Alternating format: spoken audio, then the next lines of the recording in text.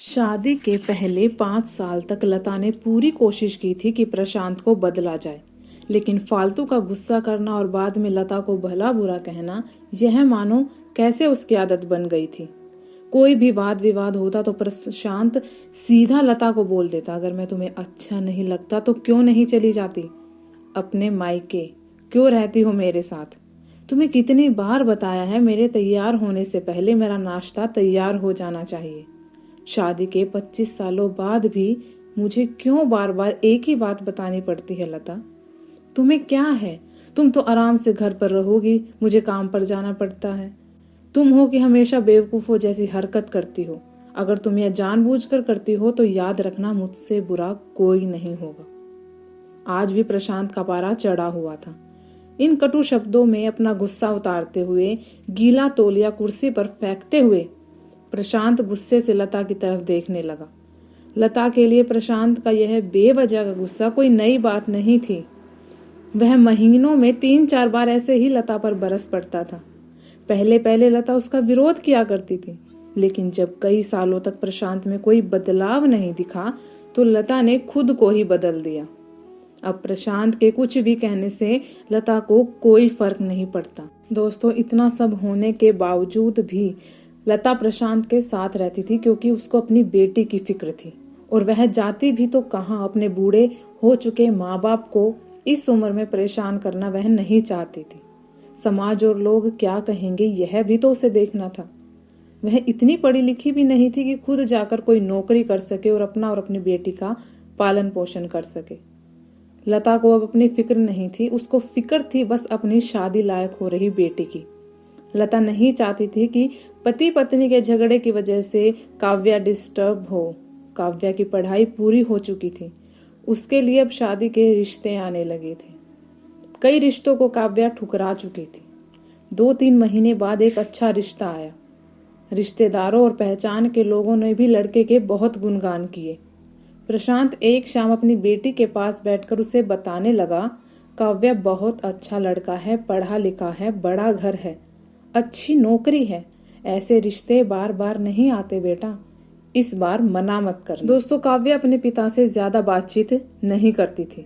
शायद डरती थी कि या शायद नफरत करती थी, लेकिन आज वो अपनी पूरी हिम्मत इकट्ठा कर बोली, मुझे अभी शादी नहीं करनी है पापा, मैं नौकरी करना चाहती हूँ, खुद अपने पैरों पर खड़ी होना चाहती हूँ।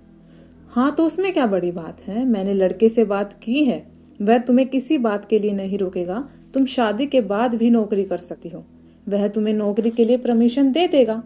प्रशांत बोला, मेरी नौकरी करना या ना करना उसकी परमिशन पर क्यों डिपेंड रहेगा पापा, ऐसा काव्या ने पूछा।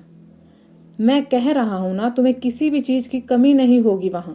ऐसे रिश्ते बार बार नहीं आते, इसे मत ठुकराओ, बहुत खुश रहोगी तुम वहां, ऐसा प्रशांत ने कहा।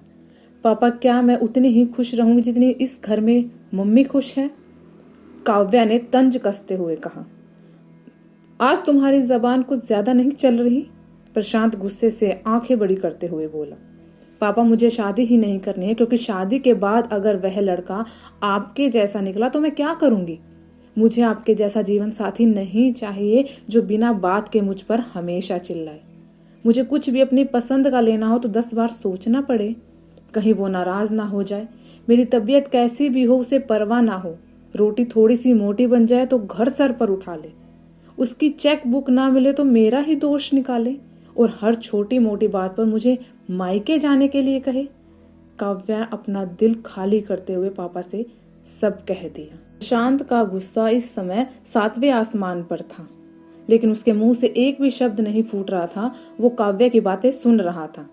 काव्या उतना ही बोलकर चुप नहीं हुई। आज पहली बार वह अपने पापा के सामने इतना कुछ बोल रही थी। पापा अपने माँ के साथ हमेशा गलत व्यवहार किया है, अब अपने ऑफिस का गुस्सा बिना सोचे समझे माँ पर उतार देते हैं, कभी इस बात की परवाह भी नहीं करते कि उन्हें कैसा लगता होगा। आपकी बातें सुन सुन माँ ने अपना स्वाभिमान खो दिया। शांत अपने द्वारा किए हुए दुर्व्यवहारों को, बर्तावों को महसूस कर पा रहा था। वो इतना ही बोल पाया, जो तुम्हारा मन है वो करो, मैं इतना बुरा हूं नहीं। काव्या ने प्रशांत का हाथ पकड़ा और बोली, पापा, मुझे सिर्फ एक सवाल का जवाब दे दो, क्या आप चाहोगे कि मेरा पति आपके जैसा हो? अगर आपका जवाब हाँ है तो कर दीजिए मेरा रिश्ता आज ही। अगर ना है तो मुझे आत्मनिर्भर बनने दीजिए। प्रशांत कुछ भी ना बोल पाया और वहां से चुपचाप बाहर चला गया। आज उसे लता के सामने जाने में शर्म आ रही थी। चलते चलते उसकी आंखों से आंसू बह रहे थे। प्रशांत ने आज से अपने आप को बदलने का निश्चय किया। अगले दिन से लता ने अपने पति में काफी बदलाव देखा। वह सोचने लगी कि जो हिम्मत काव्या ने दिखाई है, वह हिम्मत अगर मैं पहले ही दिखा देती तो शायद आज परिस्थिति कुछ और होती। अब काव्या पढ़ लिखकर अच्छी नौकरी करने लगी थी और 3 साल बाद उसके लिए एक अच्छा रिश्ता आया और उसकी विदाई पर प्रशांत बोला, बेटा तू हमेशा खुश रहेगी क्योंकि तेरा पति तेरे पिता जैसा नहीं है। प्रशांत की यह बात सुनकर लता और काव्या की आंखों से आंसू बहने लगे। दोस्तों, हमारे समाज में औरतों को भले ही देवी का दर्जा दिया जाता है, लेकिन वह स्वतंत्रता नहीं दी जाती जो उन्हें देनी चाहिए। उन्हें बचपन से ही बताया जाता है कि वह पराया धन है। स्कूल से आने में देर हो जाए तो पिटाई मिलती है। मोबाइल पर बातें करते हुए दिख जाए या खिड़की से झांकते हुए दिख जाए तो शक किया जाता है। माँ बाप का घर तुम्हारा नहीं है, पति का घर ही तुम्हारा घर है।